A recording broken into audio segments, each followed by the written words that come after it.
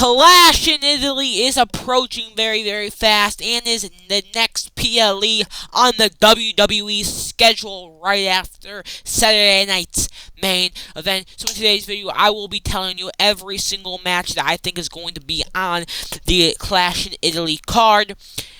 And I did this for... Backlash.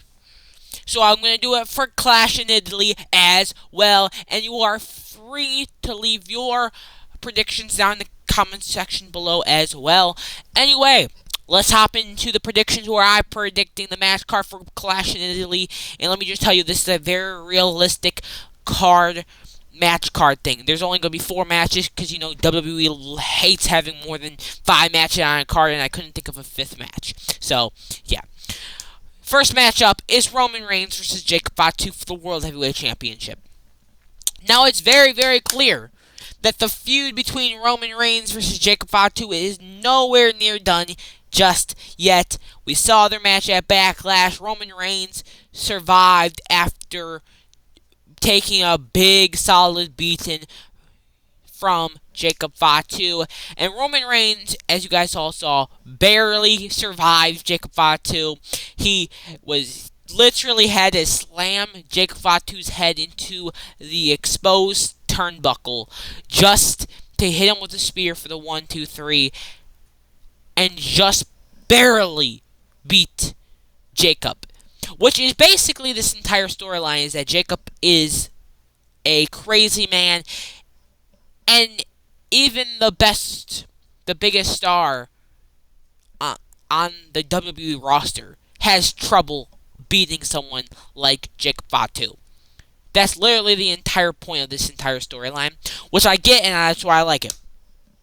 And it's clear from what we saw on Monday that Jacob Fatu wants Roman Reigns and wants the World Heavyweight Championship. And it's very clear, especially since Roman is scheduled for the next couple episodes of Monday Night Raw, that it's going to happen. And especially since Roman Reigns is scheduled to be at Clash in Italy. So, my guess it will be a rematch, Roman Reigns versus Jacob Fatu for the World Heavyweight Championship match 2. And I'm going to guess it's probably Tribal Combat. Oos, you know, no interferences at all. So, yeah, I'm going to go, it's going to be Tribal Combat. Oos! As we all know, Tribal Combat is very important. So, yeah, that is what I believe is going to happen.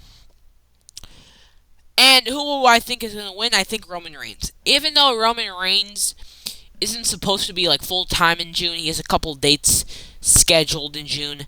I don't think it really matters too much, because I think he's going to hold the championship at least until SummerSlam. At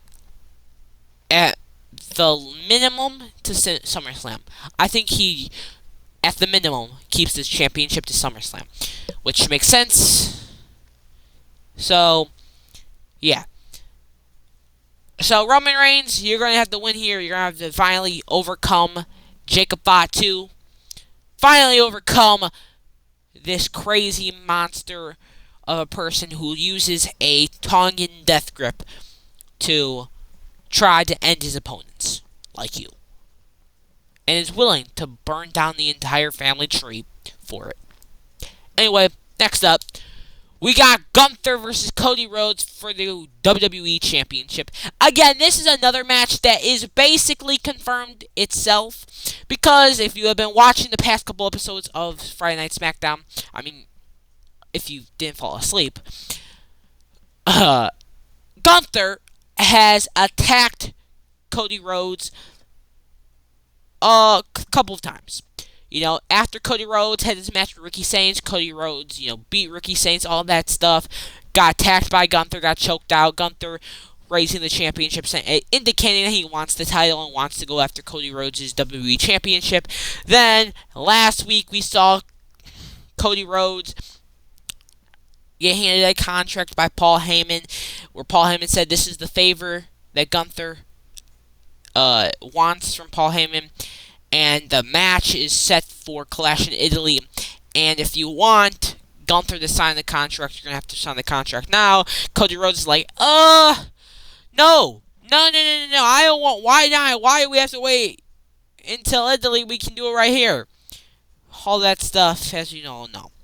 So then, Gunther got in the ring, jumped Cody Rhodes, but Cody Rhodes was too overpowered, threw Gunther out of the ring multiple times, and threw Gunther out the ring. And Cody Rhodes said, as I'm easy to find on SmackDown, hard to beat. So, yeah. It's basically confirmed, especially with Paul Heyman giving Cody Rhodes the contract to saying the title match versus Gunther versus Cody Rhodes will be a clash in Italy. Not even in the United States, not even Jacksonville. So, yeah, it's very much confirmed that this match will happen. But this is an interesting match. Because this isn't Cody's first WWE Championship reign. This is Cody's third time as WWE Champion. So he could realistically lose this championship at any time, at any place, with the right challenger.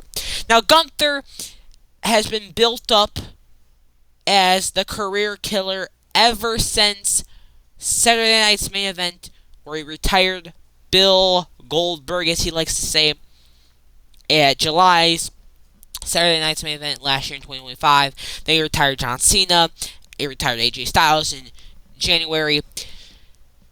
So, Gunther has been on a pretty dominant run. And he even won his WrestleMania match, which is really rare for Gunther because, since WrestleMania 40, he's been on a losing streak. Since, he at WrestleMania 39, he won. At WrestleMania 40, he lost. WrestleMania 41, he did not have a match because, he had that injury during during an injury, right? So he didn't have a match at WrestleMania 41. But, at WrestleMania 42, he came back stronger than ever, finally getting his win after 2 years of it. So, it was honestly about time. For real.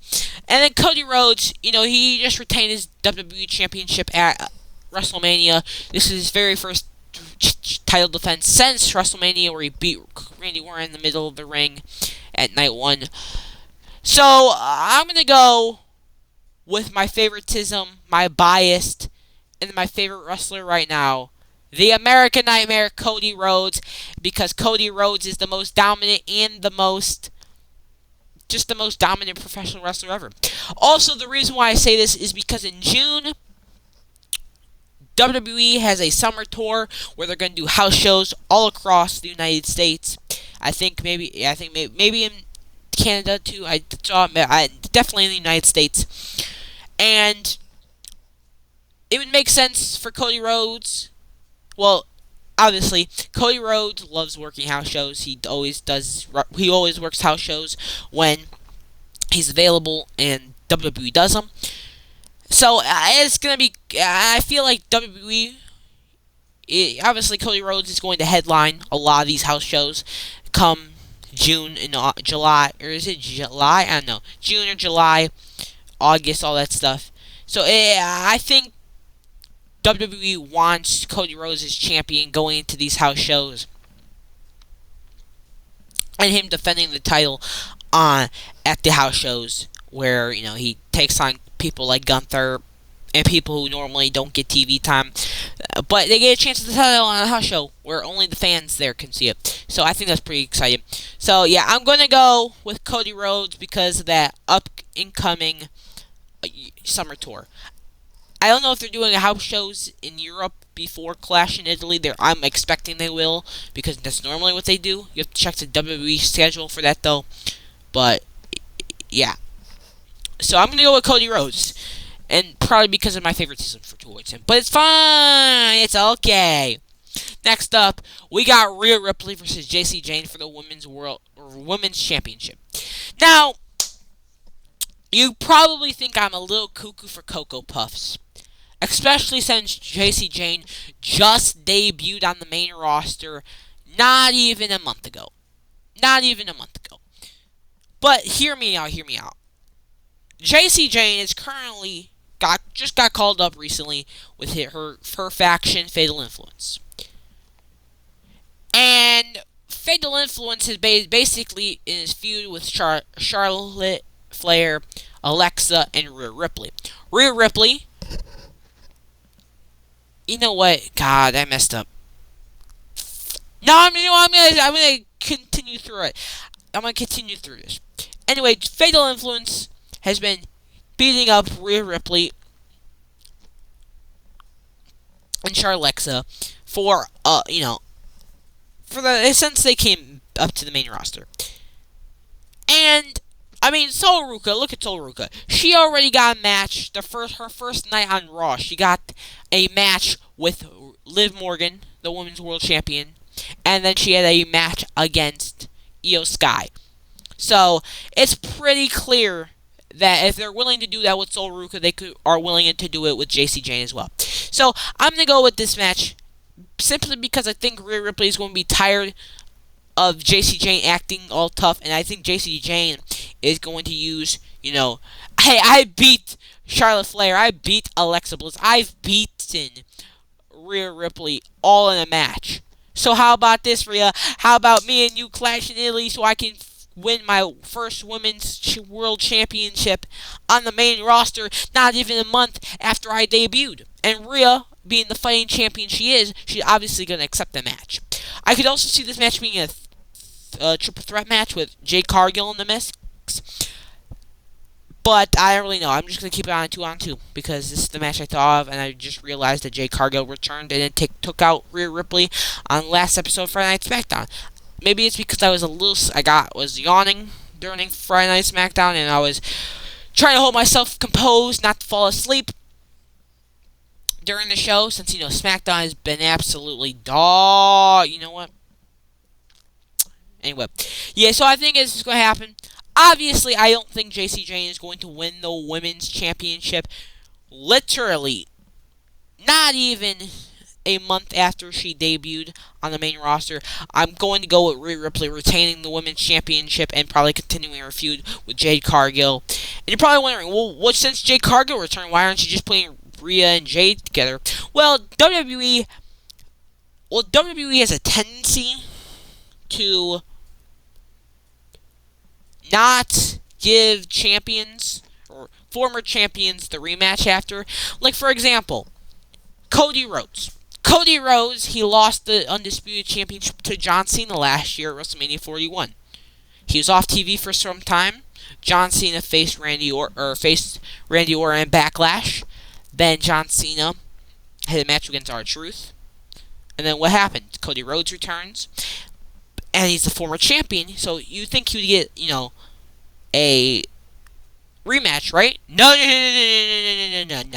He had to win King of the Ring to even get another opportunity to face John Cena at SummerSlam, which is stupid because he pinned John Cena at Money in the Bank, which should mean that he should get a title shot, right? Because that's what Solo did the year before, in 2024. He pinned Cody Rhodes and got a WWE Championship opportunity at SummerSlam against Cody Rhodes. So you think that would work for Cody, but it doesn't. He has to actually go and earn it through King of the Ring, which he did and won. But I don't make sense. So I'm guessing they're going to do the same thing with Jade Cargill and just not, even though she's the former champion and technically deserves a rematch, she's not going to be handed a rematch right away. She probably will have to earn it, or just beg Nick Aldis for a couple minutes or couple weeks and eventually or win a number one contendership match, or they make this a triple threat match, which I honestly find way more intriguing than a one-on-one match. So yeah. If I was WWE, personally, I'd make this a triple threat match, but I'm just saying. Next up, we got Trick Williams defending his United States Championship against Carmelo Hayes. Now, Carmelo Hayes has been off TV since the unjusticeness of what happened on that Friday Night SmackDown when Carmelo Hayes was doing his classic United States Open Challenge and was robbed of the opportunity to walk into WrestleMania as the United States Champion from two people.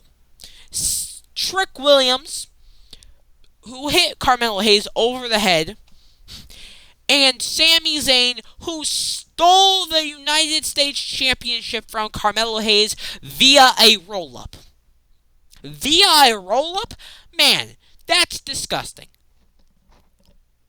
A guy who's been on the main roster, but at the time he won the United States Championship, about a year and a half, and basically no success at all. No tag gold, no singles gold, no nothing. He finally wins the United States Championship after a way too long wait. And what happens? What happens to Mel? He gets screwed over by Sami Zayn, who takes his WrestleMania spot and faces Trick Williams. So if I'm WWE and I'm using past stuff that has happened to make a storyline, I would use this immediately. Because I hope Trick Williams is done with Sami Zayn. Because the Sami Zayn story with Trick Williams, it's over. Trick Williams has beaten Sami Zayn 2 times already. And it's clear what's going to happen if they face again for a 3rd time. Trick Williams is going to win, because if he can beat Sami Zayn twice, he can definitely beat him 3 times. So it's clear that I hope it's very clear that Trick Williams is done with Sami Zayn. And we finally get a new challenger for Trick Williams in the United States Championship. And one person I can think is Melo. Melo, even though he's been off TV for a minute, I think he should just immediately get thrown back into the United States Championship picture, straight to the top. And it makes sense because Trick Williams was the one who cost Melo the championship in the first place. And all the history Trick and Melo have in NXT when, Trick Williams is just the manager, the sidekick for Carmelo Hayes. And their ginormous feud they had in the WrestleMania 40 season down in NXT during the early parts of 2024 when they face each other at Stand Deliver, all that stuff, and blah.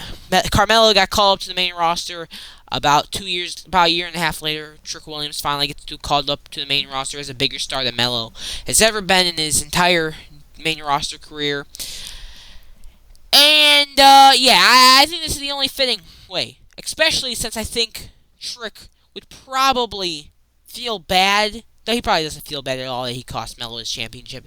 But I think it's interesting because this is a different dynamic of Trick and Melo we have never seen before. This is a heelish Trick Williams and a babyface Carmelo Hayes. In NXT, it was the complete opposite. Trick Williams was the babyface, the clean babyface that was just trying to climb his way up to the top of NXT and win the NXT Championship. And Melo, well, he turned his back on his friend because his friend was getting too much success. So I think it's a different dynamic. It is a different dynamic, and it's pretty interesting. And if I was Melo, I would be mad at Trick for costing me my United States Championship, and I would want a rematch as soon as possible. And I think we can finally get Carmelo Hayes on a PLE, which would be Clash in Italy. So that's my personal opinion about that. So, yeah. What do you guys think in the comments below about my Clash in Italy match card? Leave it down in the comments below. Anyway, I hope you guys have a beautiful rest of your day. See you tomorrow for Friday Night SmackDown.